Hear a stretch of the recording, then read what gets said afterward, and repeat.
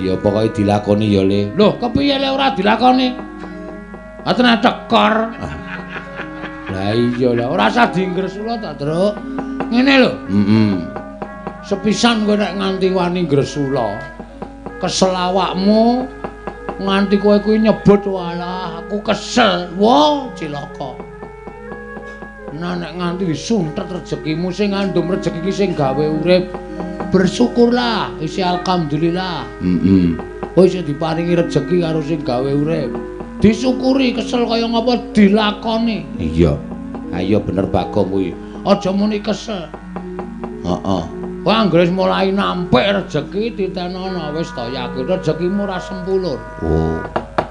Rezeki ditampa. Mergo ngene hitungane, Truk. Piye? Gusti paring rezeki akeh karo Gusti paring rezeki sithik. Kuwi adil. Adile piye? Sing diparingi sithik kuwi kebutuhane ya sithik. Ngono ya, Gong. Heeh. Cukup. Iya. Gusti iki adil tenan. Sing misale gareng sedinane mung entuk dhuwit 150.000. Heeh. Aku ya mergane Gusti wis ngerti nek kebutuhanmu mung cukup semono kuwi. Ora duwe kecukupan liyane. Oh. Tur lentek suwe.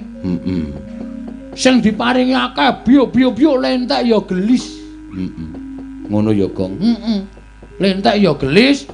Engko Gusti paring meneh. Entek meneh wis lumaku minangka dadi kehidupan.